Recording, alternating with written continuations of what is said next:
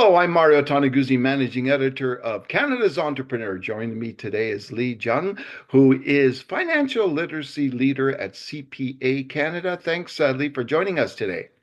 Thanks for having me, Mario. Let's talk a little bit about home ownership in Canada. New survey that you folks just put out on the biggest barrier for home ownership for a lot of people. What is that? So today we released a joint study from us, the Chartered Professional Accountants of Canada and BDO Debt Solutions. We've been running a number of these surveys over the year to talk to Canadians about their biggest challenges and obstacles that they're facing in their kind of personal financial management. So on this study, we're talking about housing, and one of the biggest barriers of our respondents, which of 40% are currently not homeowners, their biggest challenges are in two areas. One is affording the down payment, which we know could be big bucks, depending on where you are in Canada, and the other is being able to afford those monthly mortgage payments. Mm. Now let's talk a little bit about the down payments. I don't know if there's an industry average of how much say take an average home in Canada. How much of a down payment would people need? Well, your average home in Canada is about, I would say, anywhere between 700 and $800,000. Now, that's a large range because obviously, if you're in the big cities, that number can go very high above that. And then, of course, the smaller regions tends to be a little lower.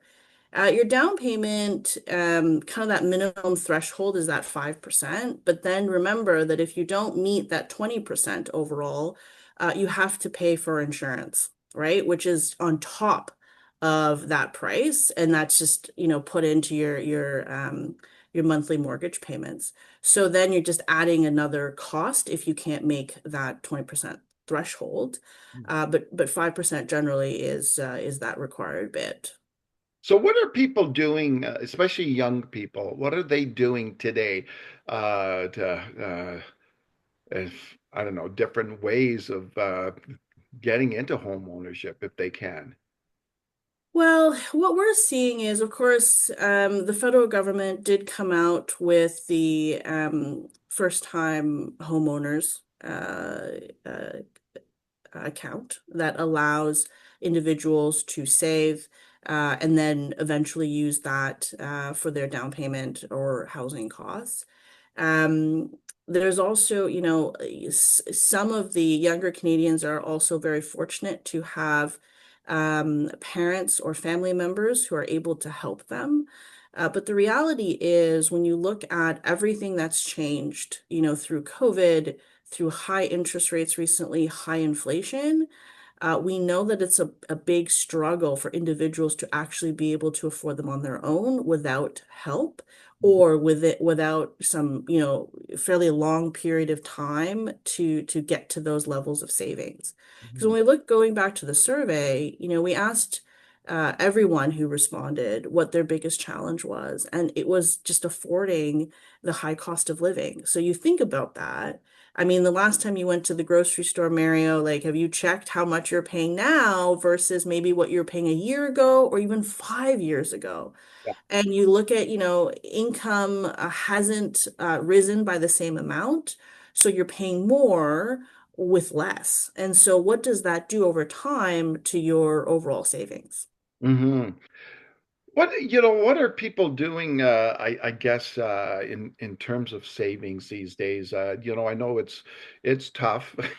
It's tough because, everything is going to pay for the essentials, really. But do you have any strategies that you could help people to save money?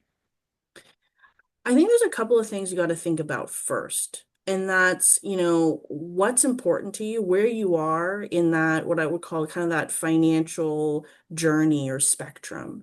And so I would use a couple examples. So if I, wanted to save for a home, of course, there's the first time home buyers. If I, didn't before own a home. But then perhaps, home ownership is not in my, 5, 10 year plan. There's multiple ways you can look at it. There's obviously your tax-free savings account, also known as your TFSA.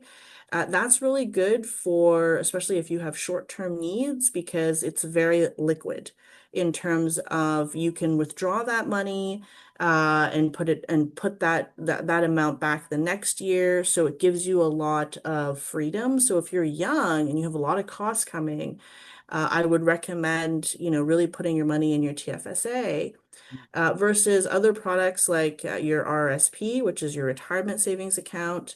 That you want to look at putting money when you're actually making more, because the amount of money you're getting back is actually tied to your current income levels.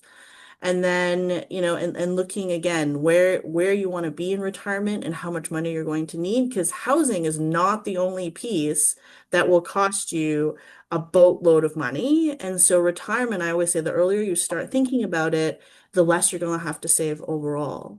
Now, to your point about saving strategy, you really have to understand what your income or your inflows of cash and your outflows are. I always say, saving is not about, giving up everything that you love. It's just you can't do everything all at once. So even make a list on what's most important to you. Maybe some of those things are free. Great, that's even better. But if they do cost something, maybe take your top five and then start cutting from the bottom. And that way you can have, again, a better management of your money. You know where it's going, and you're also spending it in a way that you can maximize, your standard of living, your happiness, but also don't feel like you have to forgo everything in your life. Hmm. Yeah. Wonderful. Well, thanks so much, Lee, for joining us today. Thank you so much for having me. All right, that was Lee Chung, who was financial literacy leader at CPA Canada. I'm Mario Toneguzzi, managing editor of Canada's Entrepreneur. Thanks for joining us today.